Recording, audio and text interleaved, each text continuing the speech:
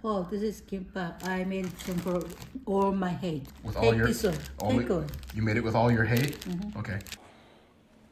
Let's do this one more time.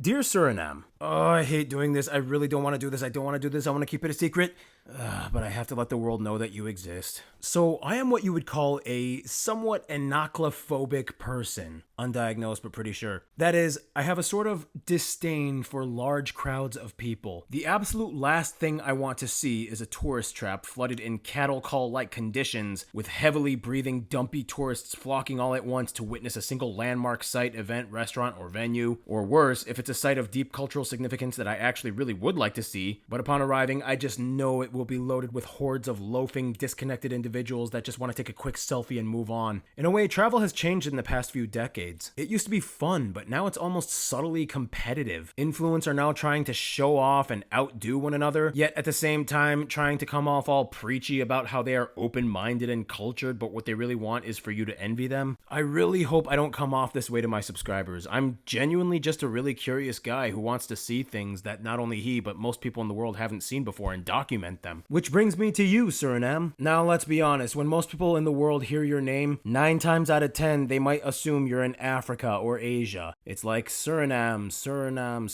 Siam. Is that Asia or something? It's like, no, you're the actual Dutch-speaking country in South America that everybody forgets. But, oh man, is your backstory complicated. It's crazy how you hold so many vibrant, hidden, magical secrets, and for a long time, you actually kind of preferred to remain slightly obscured from the realm of mass tourism. I mean, I get it. I mean, for one, you just hit an oil boom, which I guess puts you in a very precarious position of needing to properly figure out the next steps of allocating budget funds for infrastructure development that can handle an influx of people before you can move on to the next phase of global marketing strategies. But I have noticed the tide has shifted a little bit, and it has begun. The Surinamese people are starting to kind of desire attention, and I think it's about time they start getting it. So how on earth does that even put me in the picture? Well, funny enough, after I finished the Zimbabwe episode on my channel marking the end of a 10-year project, the fine folks of the Social Media Conference of Suriname wanted to help me celebrate by inviting me to their country, by allowing me to be a guest speaker at their event. And best of all, they would even sponsor my secret weapon, the best cinematographer in the world that I very rarely like to share with other content creators, and one of my best friends, Kaleb, to come along and help me document this whole thing. See all these really cool cinematic shots of me sitting in all these different locations? Yeah, that's Kaleb filming me. Caleb's getting his yellow fever vaccine.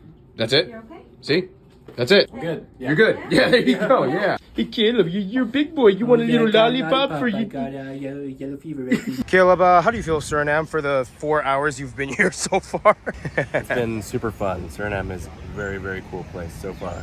Yeah. Excited to see the rest of it. Oh, you're going to see a lot more than this. In any case, this is my first time in Suriname, and let me tell you, these Surinamese people, they have a whole itinerary planned out for me to make sure that I like their country.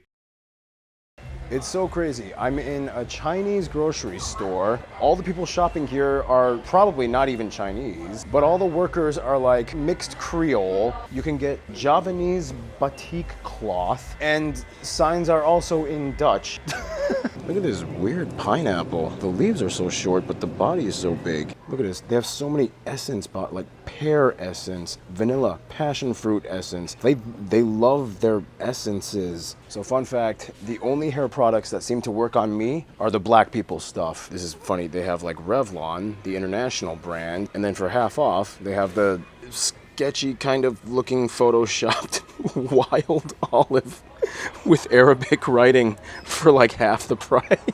I'm telling you, man, you want to understand a country, you got to go to the grocery stores and you really see what they value with the products.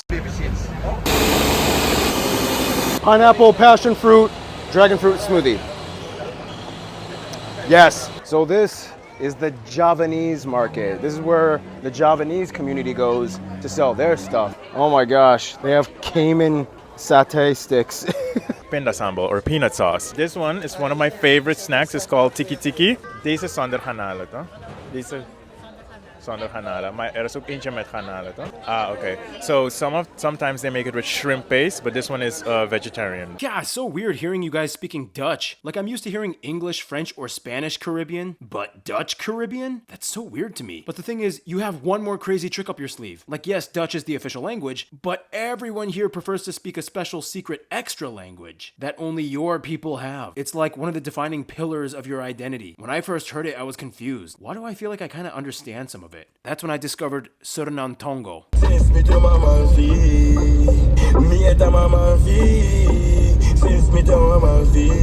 Look what this in teki. Da demang sayang ba. This ito? Ja. Ah, bon. Maar omdat het dichtbij is daarom.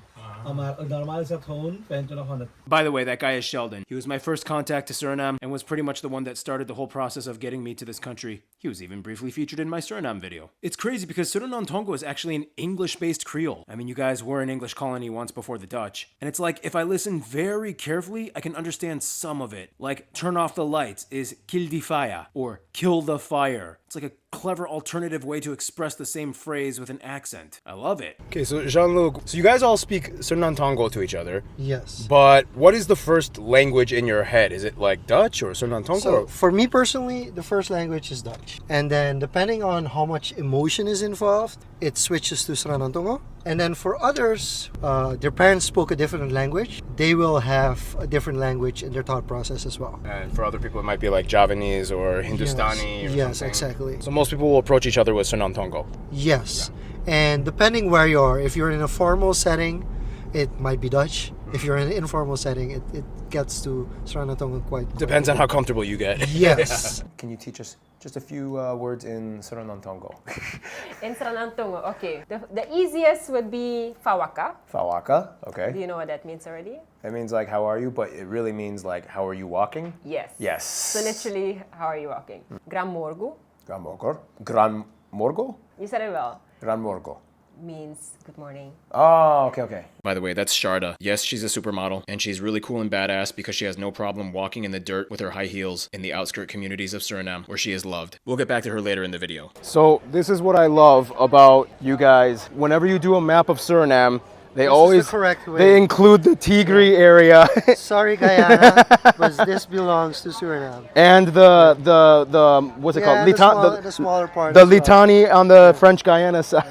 You guys, you have to have this in your map, right? Dear Suriname, they say you have no national dish because it wouldn't be fair to any of the major ethnic groups if one of them was favored over the others. It's a mix of Creole, Maroon, Indian, Javanese, and Dutch all smashed into one. On the first day though, everyone told me I had to try pom, which is a casserole made of ground arrow leaf roots and chicken. So this right here is pom. I'm supposed to tell you this is not the official national dish of Suriname. But I'm just saying, if you come to Suriname, everybody knows this dish, and at some point you're probably gonna end up trying it because this is everywhere and everybody talks about it, but it's not the national dish.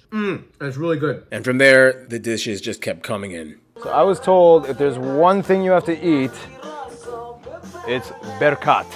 Sounds like bear and cat. It's a big mixture of everything good. So let's try this berkat. There's like 20 different things going on. Brown chicken, nice and savory. It has a little bit of a sweetness to it, but it's yeah, it's good. I love anything fried, so. Ooh, a little spice kicks in afterwards. Like 3 seconds after you eat it, there's a little bit of a hit. Almost like a little bit of a teriyaki aftertaste. This is dawet. It's basically coconut based and it's pink. It's got a bunch of other stuff, lemongrass, I think. Oh, that's good. I like anything with coconut, so this is perfect. So Caleb, remember in Somaliland we had camel hump? And now you're getting something else, not camel hump. Thank God. But you can say you had that experience. I had camel hump. I don't know if it's a Suriname thing, but I'm seeing the color pink a lot in this country. Pink cassava cake, strawberry yogurt. I'm seeing the color pink a lot. Pink chicken salad, let's test it out. I like it. Dude, this is pink potato salad. Again, I keep seeing pink. Pink chicken salad, pink egg salad, pink potato. Suriname loves the color pink for some reason.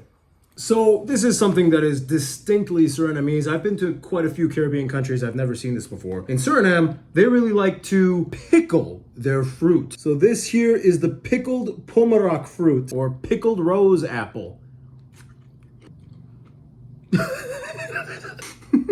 I'm gonna be honest, it tastes almost completely like pickle and not fruit. This doesn't even taste anything like fruit. It's briny. Obviously it's fermented and pickled. Huh, I gave it a try.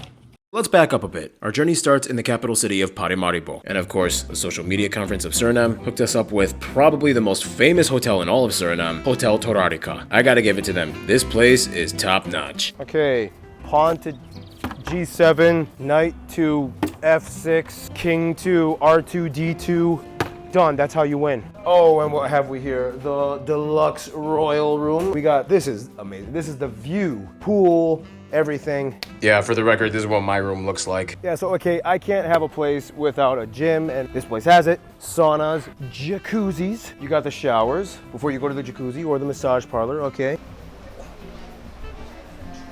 4, you're almost there. 5, yeah, you got 5, man. 6. 6 just to stick it in your face.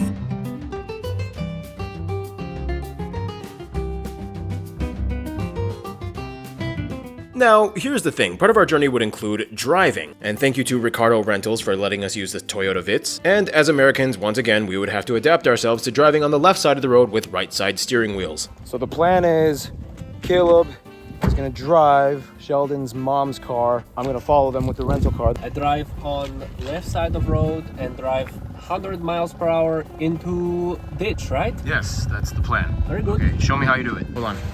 Oh God. Oh God. Oh God. Oh! Oh no. Are you serious? I ripped up my Geography Now shirt. The collar and my neck pillow got ripped. Why am I ripping everything? I'm gonna have to like get a sewing kit or something and try to sew. So what do you do when you have a hotel and a car? You go out and check out the city. All right, guys. I think I made it. Yep. Okay, I made it. I'm in Slovakia. Sturdy. Let's build something. Let's build a better future together. Yeah, let's build a better future. Mother Suriname, she's holding the 5 babies, the 5 communities of Suriname. They have the Javanese, the Chinese, the Creoles, the Indians, and the natives. Look at these mannequins. It's just like...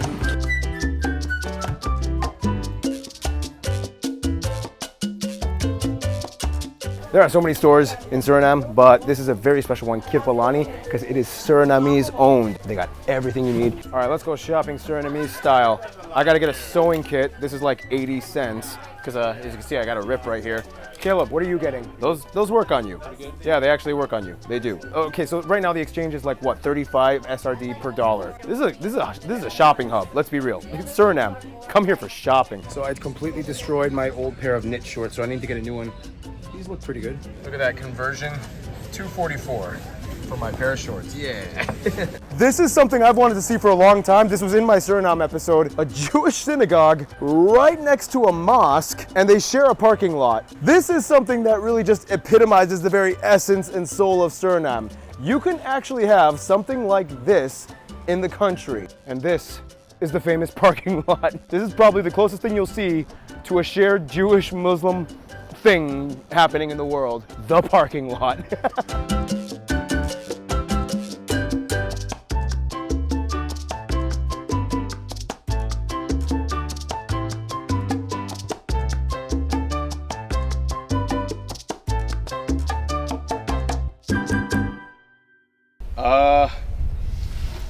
Why is there an umbrella in here?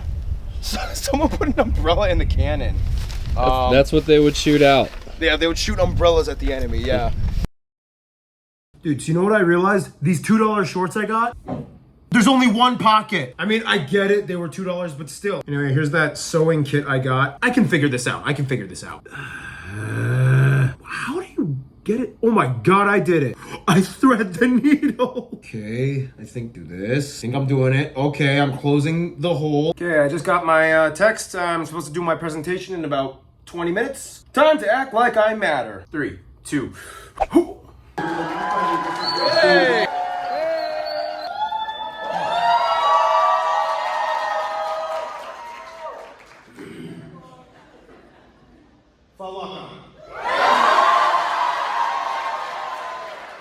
In my opinion, that's something you could really promote. The fact that you took a little bit of everything and made something new, and you had a secret language. Something in that realm, I think you could really play off of and sell to the world. In 3, 2, 1.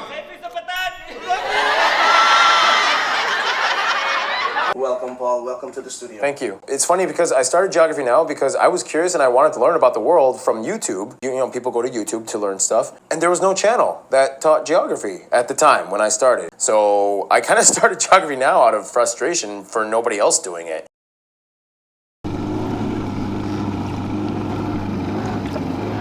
We're drowning. We're drowning. Dear Suriname, so of course I didn't just come to your country to do a conference. I came to see you. And the first thing I noticed, the social structure and how it plays into everything here. I drive down the street and I'm told that the houses with the pillars belong to the Indians or the Suriname Hindustani peoples. They still speak a Bhojpuri Bihari mixed language. And you can also tell because many of them also have these long bamboo poles with red and yellow flags. Yeah, if you see these flags, they are from the Sanatan Dharma branch of Hinduism. There's two main Hindu branches, the Arya Dewakar and the Sanatan Dharma. This is Sanatan Dharma. The flags, very distinguishably Sanatan Dharma. But if you drive a little further, you'll find different looking houses with usually upper level attics or lush gardens and an occasional traditional pattern design or figure. I'm told that these are typically the Javanese houses, and they speak their own Caribbean version of Javanese that Javanese Indonesians think sounds funny. And since many of them are Muslim, you'll find many mosques in this country. And today, you are the only Caribbean country with a noticeable Javanese community. We are in Camawena in the Tamarejo area.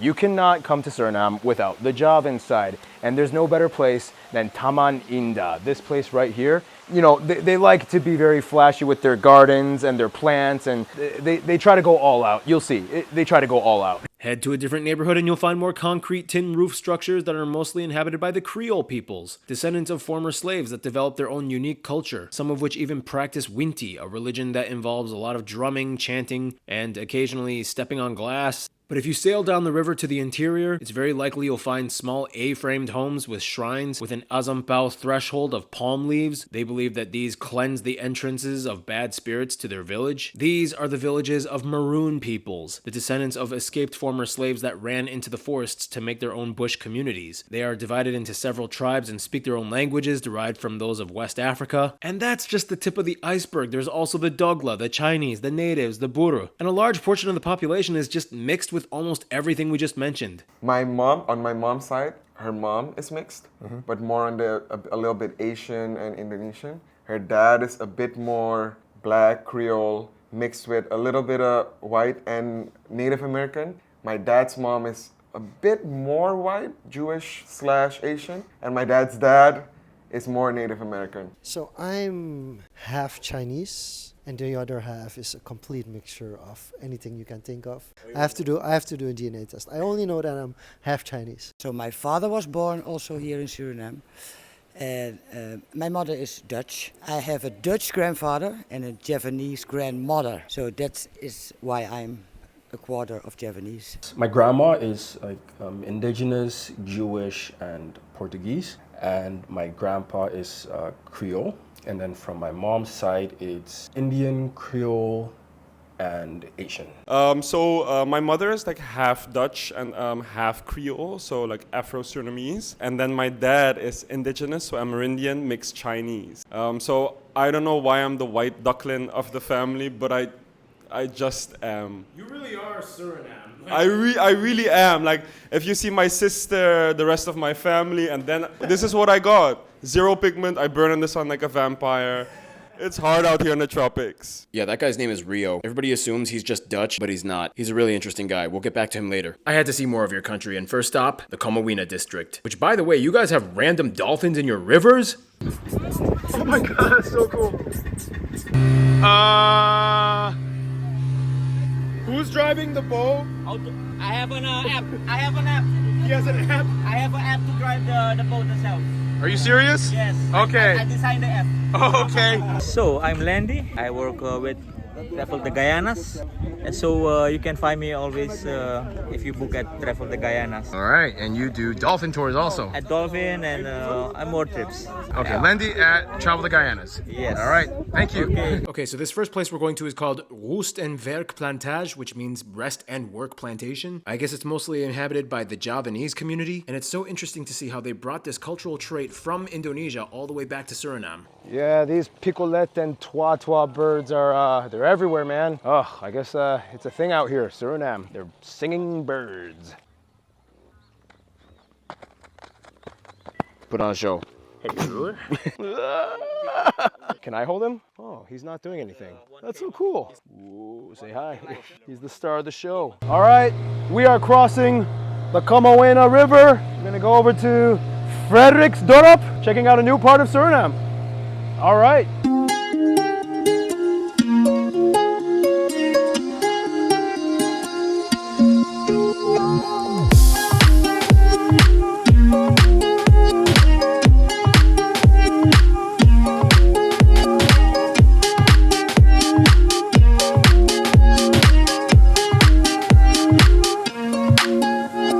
There's a snake here, and these are just a garden snake, a vine snake. They're not venomous, but they eat small birds, eggs. I just found it right there. It was just at the bridge, yeah. Look at that.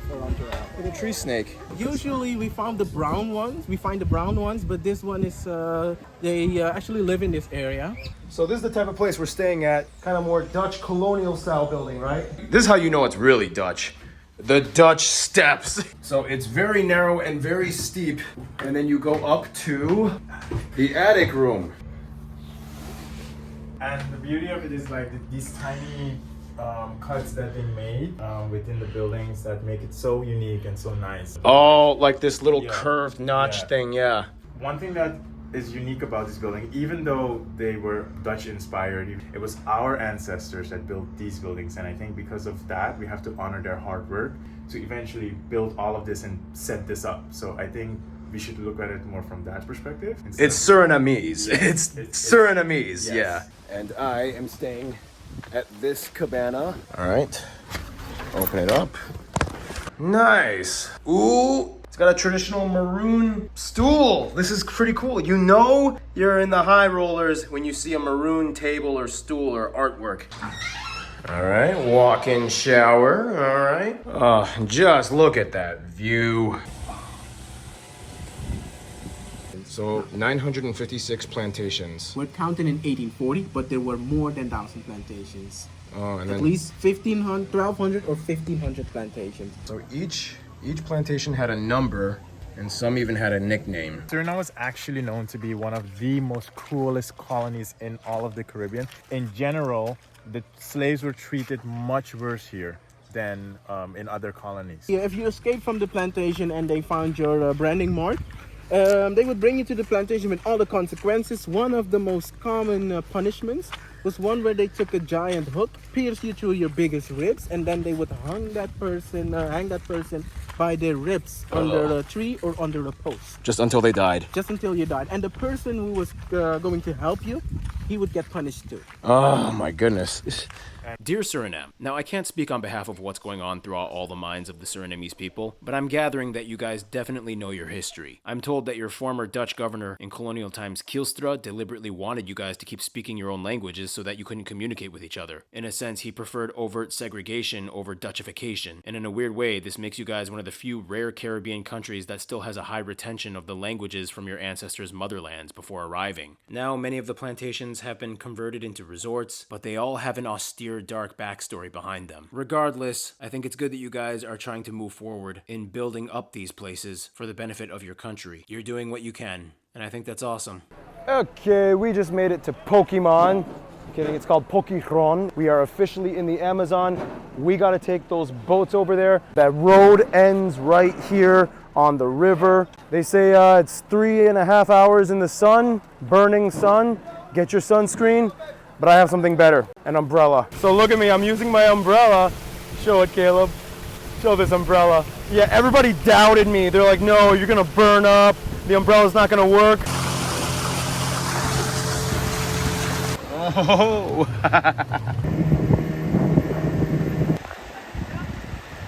So the water levels are so low, they have to manually push the boat through these jagged rocks. Normally, we would be underwater right now. This is how low the water level is. That's the situation. We're gonna pull the boat. Oh, let's go deeper. Caleb, what was the one thing you said you wouldn't do? I wouldn't swim. You wouldn't swim in the Amazon. Look at me now. And look at him now and look at me. It actually feels pretty nice, to be honest. It's actually kind of refreshing, right? It's so hot in the boat. We're all the way up in our waists.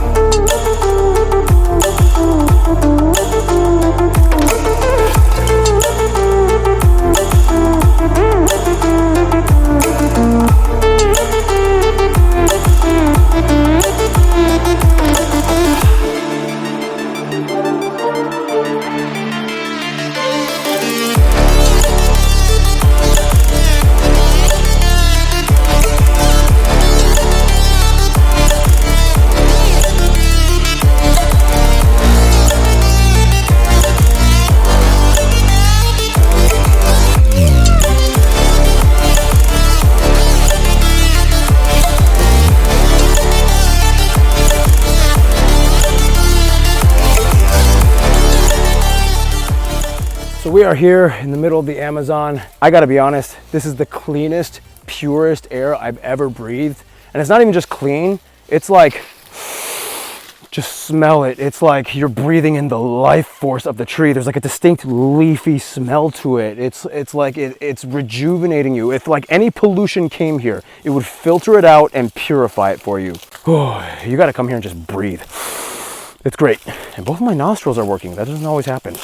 Dear Suriname, we made it. The interior, the Amazon, Danpati Lodge. Now, I've actually been fascinated with the Sipaliwini district for a while because it is such a cartographic enigma. When you look at the satellite imagery, you can spot a lot of unique places that aren't even marked on the map, which may or may not say something about their internal dealings, but the point is, it is very difficult to get here and it's such a privilege to experience it.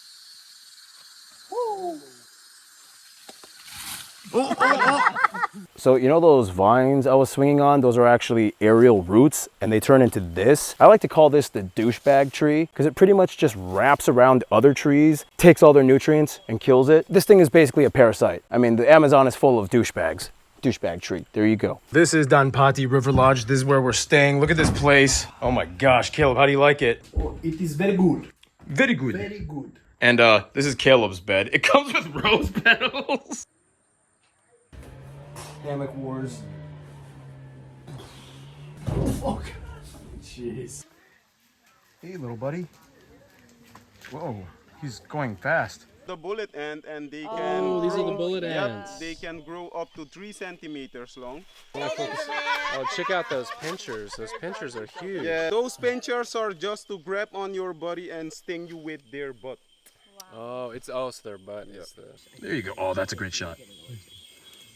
When I took my son down to This is my favorite tree, the bugu bugu, or they call it the telephone tree, because when you hit it, it makes a very loud acoustic sound that you can hear kilometers away, and that's how they would send messages. It's like, no, that's not it.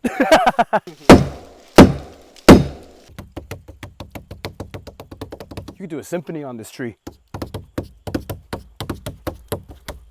Okay, no more. Dear Suriname, okay, yeah, trees, nature, and all that stuff, that's cool and all. But you know me, I'm more of a social creature. And for me, the biggest takeaway of this area was the village nearby, Dan Village. Because this was a real, authentic Maroon village. Specifically of the Sadarmakan tribe. They have their own language, customs. All of the small A-framed houses had their own unique carved design above the doorways to symbolize their family. There were shrines I was not allowed to film. It was just a very distinct, isolated community found in the middle of the Amazon rainforest. This is a Maroon village. You'll notice none of the roads are straight. Everything just kind of twists and winds, and that's because back in the days when they were trying to escape slave owners, they had to confuse them so they could run around in every which direction. That's why everything just kind of goes everywhere, and houses are planted in front of other houses in their backyards and their front yards. It's all convoluted, but they all know how to get around. Everybody knows the map in their heads. Dear Suriname, it's crazy. I've encountered the Suriname Hindustani, the Creole, the Maroon, the Javanese. It really seems like this whole country is just one big fusion. But as much as I can observe, it pales in comparison to what I can listen to. I just want to ask one question to all these people. What is a Surinamese person? My mom would always teach us that when our neighbors had like religious gatherings, that we should be always mindful and respectful of them. We cannot just go and think, okay, it's just our day. No, we also have to think about the neighbors who are gonna have their own parties and their own religions to celebrate.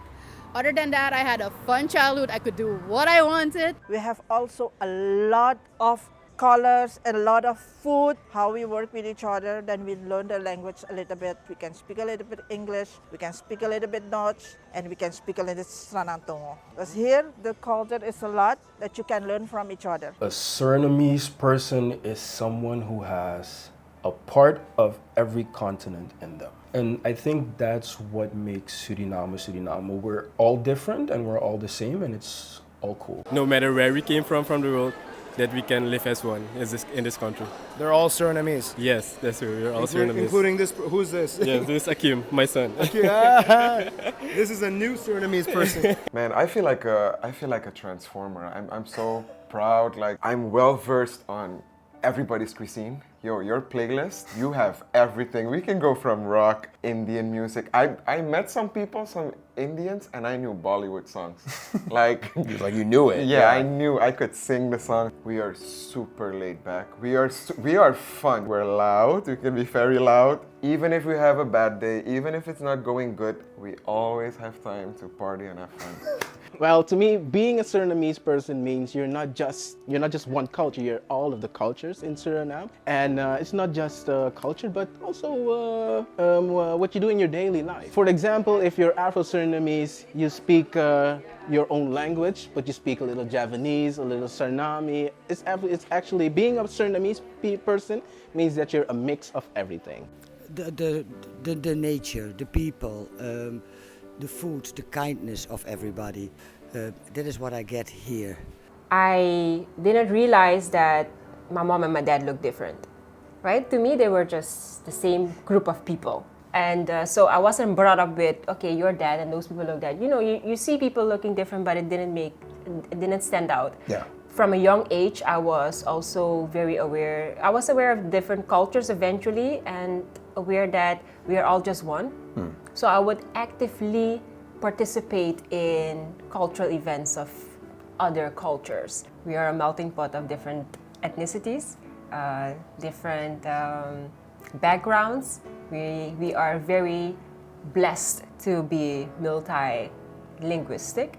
So I think it's just this shared identity, and I think that's really what's at the basis of being like a Surinamese person. All these different types of people who look different, also speak different languages at home, and then they just identify so strongly with each other and like with the country. And I mean, you're in the Amazon and there's people that you can't really understand and still you feel a connection with. It's a very special thing. A Surinamese person is a very, very talented person that, if they believe in themselves, can not only live anywhere in the world, but can survive anywhere in the world and can be successful anywhere in the world. I want the whole world to know about Suriname, that we really are that hidden gem that everybody talks about, everybody wants to experience, but we still know very, very little about. How can I say, I love my country.